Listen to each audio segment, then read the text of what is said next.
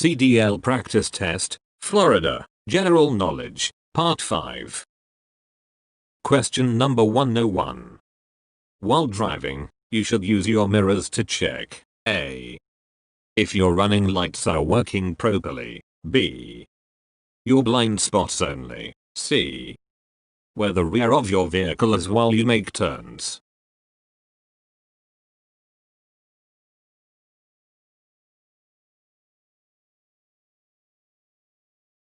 The correct answer is here, C.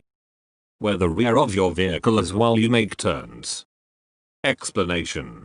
Before driving your vehicle, adjust your mirrors to show parts of your vehicle as well as what's around your vehicle.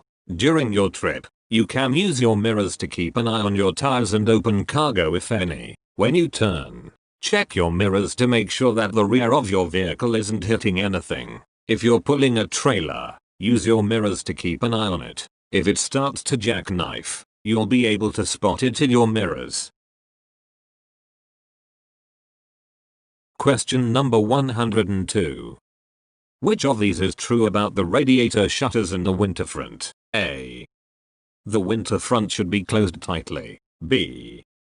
the engine may overheat if the winter front is left open. C. you should remove ice from the radiator shutters.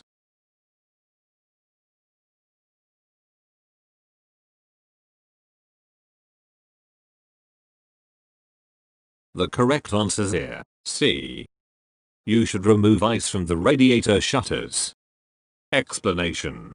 In extremely cold weather, very cold air flowing onto the radiator and through the engine compartment can prevent the engine from warming up, and also keep your heater from working well. Radiator shutters or a winter front restrict this airflow to let the engine warm up. However, don't overdo it. Keep the winter front partially open or keep the radiator shutters free from ice. If the shutters freeze shut or the winter front is closed too tightly, the engine may overheat from lack of sufficient air.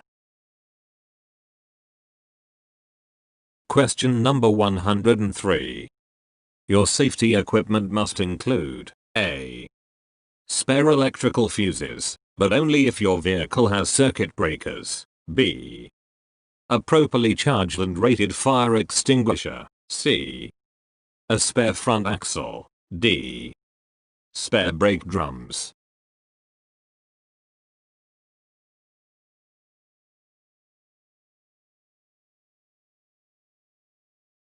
The correct answer is here, B.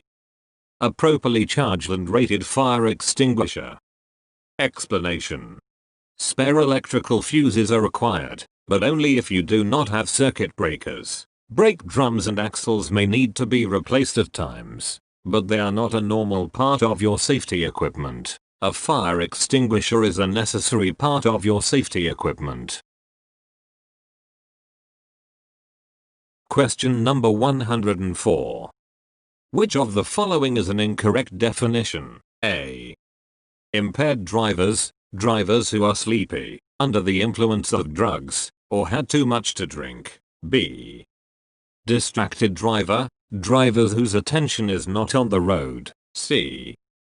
slow drivers, drivers who are unable to drive at a normal speed and are a hazard as a result. D. confused drivers, drivers who don't understand how to drive a vehicle.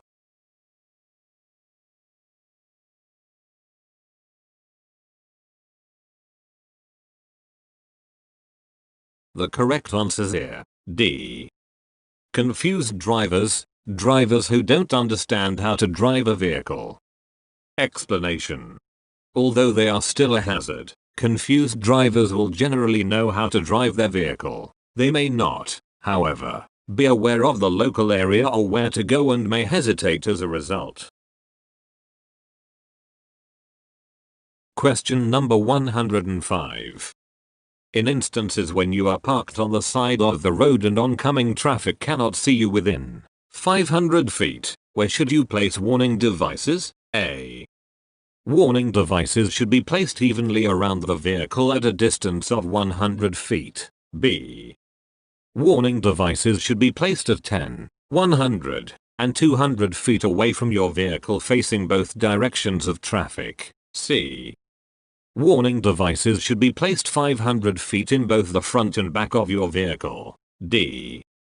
Before the curve, turn, or hill that prevents drivers from seeing your vehicle.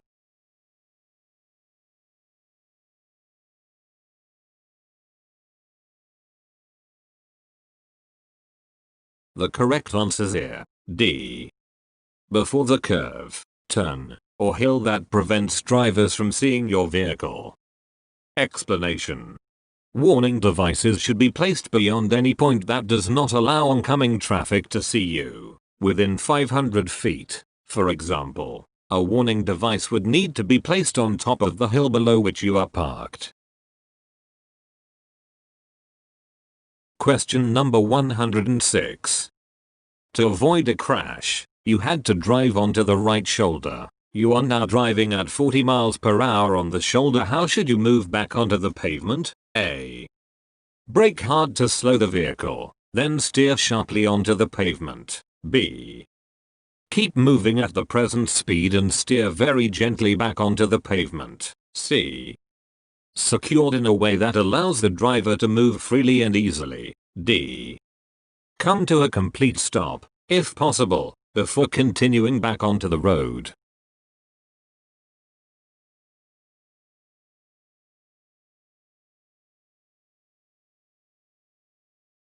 The correct answer is here. D. Come to a complete stop, if possible, before continuing back onto the road. Explanation. If you're forced to steer onto the shoulder to avoid a collision, try to come to a complete stop before you move back onto the road. Moving back onto the road at high speed could cause you to lose control. Question number 107. You are checking your wheels and rims for a pre-trip inspection. Which of these statements is true? A. Rust around lug nuts may mean that they are loose. B. A vehicle can be safely driven with one missing lug nut on a wheel. C. Cracked wheels or rims can be used if they have been welded.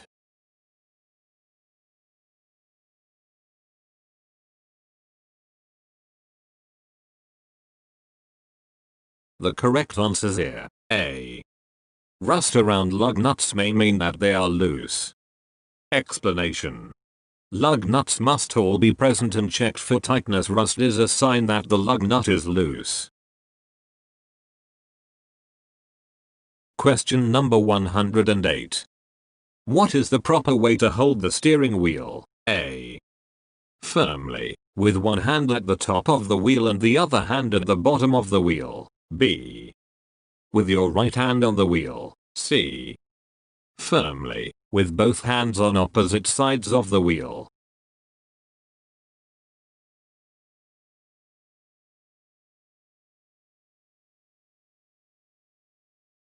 The correct answer is here. C. Firmly, with both hands on opposite sides of the wheel. Explanation. Hold the steering wheel firmly with both hands. Your hands should be on opposite sides of the steering wheel. If you hold the steering wheel with just one hand, it could pull out of your grasp if you hit a pothole or the curb. Question number 109. A vehicle is loaded with most of the weight on the steering axle. What may result? A. Hard steering and possible damage to the tires. B. Better handling. C. Too little traction on the steering axle.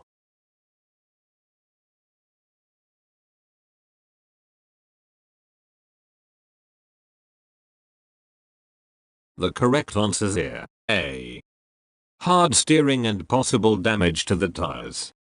Explanation. Keep your load of cargo balanced. You need enough weight on both the steering and drive axles for adequate traction. However, too much weight on the steering axle can result in hard steering and even damage the steering axle. And tires. Too much weight on one side can increase the risk that the cargo will shift. Question number 110. Which of the following provide extra gears on some trucks? A. Auxiliary transmissions. B. Multi-speed rear axles. C. Both auxiliary transmissions and multi-speed rear axles.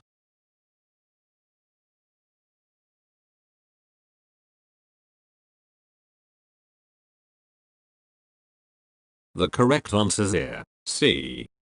Both auxiliary transmissions and multi-speed rear axles. Explanation.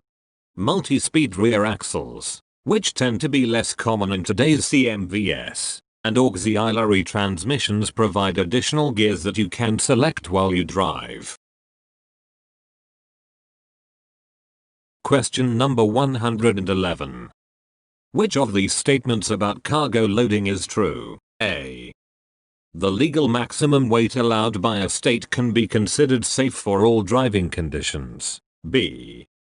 State laws dictate legal weight limits. C.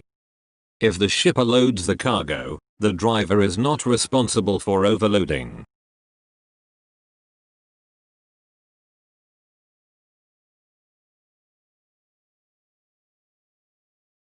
The correct answer here, B. State laws dictate legal weight limits. Explanation. You are always responsible for making sure your vehicle and its cargo meet all legal weight limits imposed by states. States impose limits on both vehicle weights and axle weights. Question number 112. When driving at night, use your low beams when an oncoming vehicle is within A. 300 feet, B. 400 feet, C. 500 feet.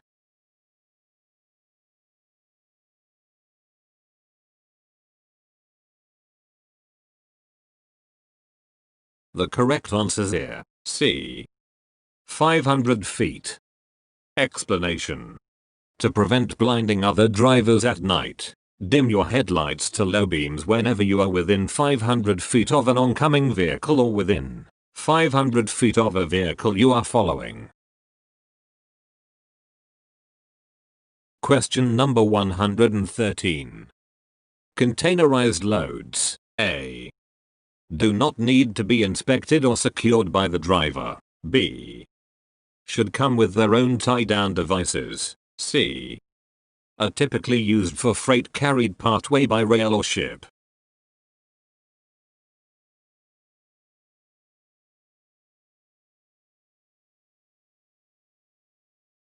The correct answer here, C. Are typically used for freight carried partway by rail or ship. Explanation. Containerized loads usually travel partway by rail or ship. They are transported by truck at the start or toward the end of their journey. Containerized loads are sealed. Usually, you are not allowed to break the seals to inspect them. However, you are responsible for ensuring that the load is secured on your vehicle and it won't cause your vehicle to exceed gross weight or axle weight limits. Question number 114. Where or when should you test the stopping action of your service brakes? A. At a special brake testing center only. B. When the vehicle is moving at about 5 miles per hour. C. In the parking lot when the vehicle is not moving.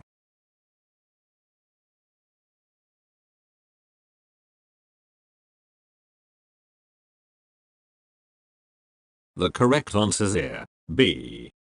When the vehicle is moving at about 5 miles per hour. Explanation. To test the service brakes, do the following. Wait for normal air pressure. Release the parking brake. Move the vehicle forward at about 5 miles per hour, and apply the brakes firmly. Check whether the brakes stop your vehicle promptly, and note any abnormal signs such as your vehicle pulling to one side. Question number 115. Letting the air out of hot tires. A. Is a good idea because the extra pressure will be relieved. B. Will have no effect at all. C. Will cool them down, you will be able to continue your trip sooner. D. Is a bad idea because when the tires cool off, the pressure will be too low.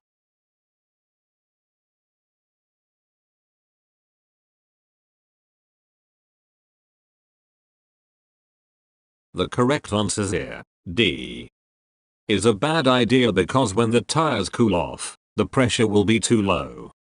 Explanation. Air pressure increases with temperature. Do not let air out or the pressure will be too low when the tires cool off. Question number 116.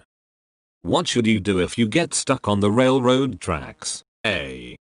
Scream for help. B. Stay in your vehicle. C. Get out of your vehicle and away from the tracks.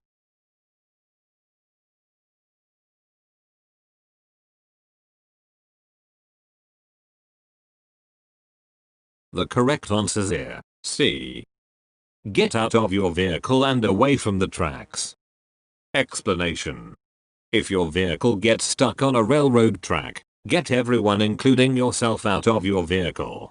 Have everyone walk at about a 45-degree angle to the tracks in the direction from which you expect a train to approach. That way, if your vehicle is hit, none of you will be struck by flying debris. Once you've reached a safe location, call 911 or the telephone number on the railroad crossing sign.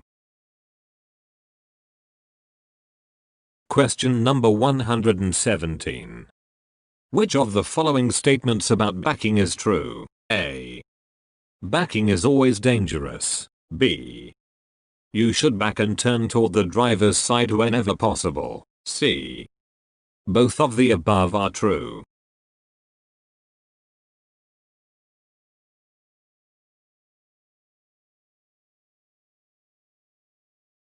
The correct answer here, C.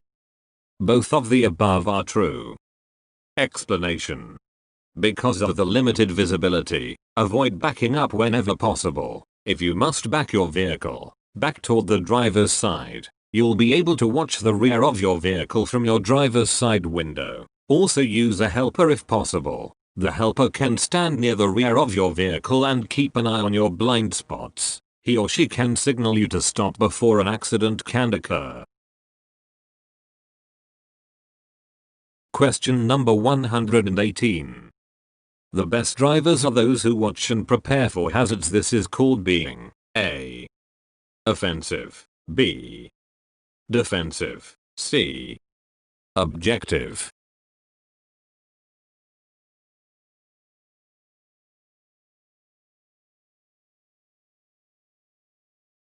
The correct answer here, B. Defensive. Explanation.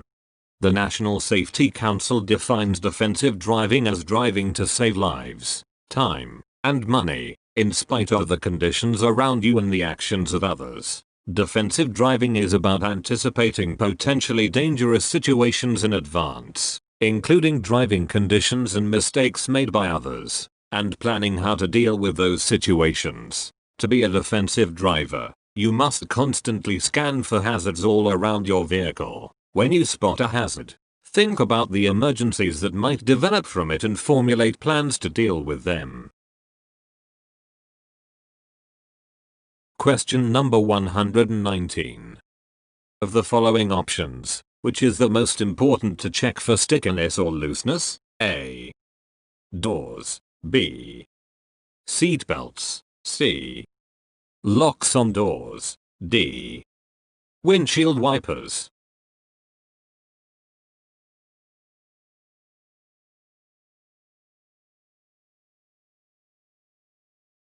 The correct answer here, D.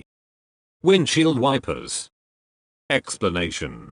It is important to check the steering wheel, brakes, clutch, gas pedal, horn, wipers, and lights for any stickiness or looseness to ensure proper safety when driving. Question number 120. When is it recommended that you slow your speed by about half the normal amount? A. Your speed should be reduced by half when the roads are hot. B.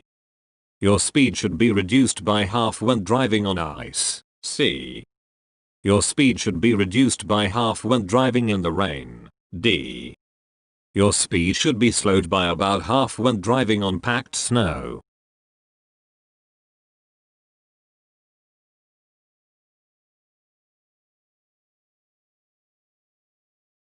The correct answer is here, D. Your speed should be slowed by about half when driving on packed snow. Explanation. Driving on packed snow can cause your vehicle to take much longer to slow down, and it is recommended that you reduce your speed by about half. On ice you should reduce speed to a crawl, and on a wet road you should reduce speed by about 1/3. Question number 121. If a vehicle continues to drive in your blind spot, you should A. Speed up, B. Signal them to pass you, C. Back off.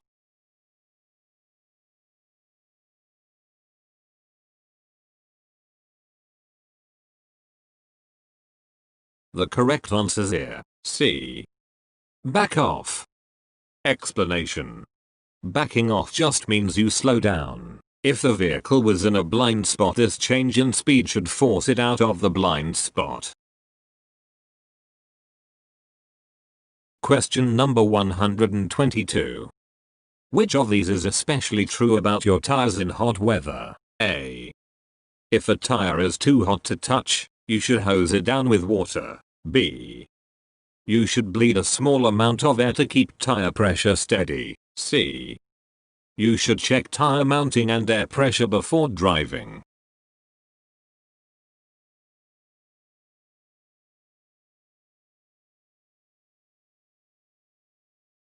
The correct answer is here, C. You should check tire mounting and air pressure before driving.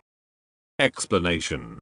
In hot weather, check the tire mounting and tire pressure carefully. Heat causes the air in the tire to expand, increasing tire pressure. Driving will make the tires even hotter. If the tire temperature and pressure rise too high, the tire may blow out or even catch fire. Question number 123. How many tie downs are required for a 20-foot load? A. 1 tie down. B. 3 tie downs. C. 2 tie downs. D. 4 tie downs.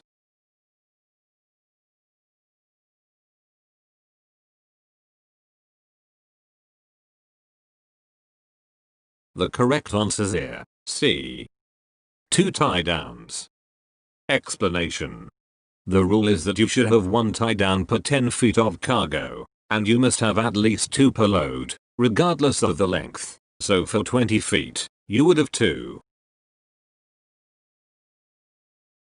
Question number 124.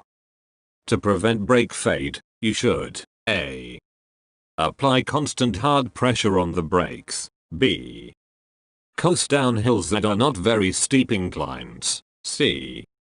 Select a gear that will keep your vehicle at a safe speed on steep downgrades.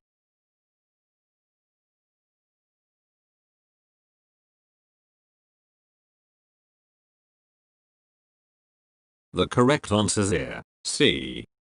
Select a gear that will keep your vehicle at a safe speed on steep downgrades. Explanation. If you keep applying the brakes to control your speed on steep downgrades, the brakes may fade, lose their effectiveness. Instead, shift into a low gear. This will generate a braking effect to slow the vehicle, known as engine braking. The lower the gear, the greater the engine braking effect. Apply the brakes only when engine braking is insufficient or you want to stop.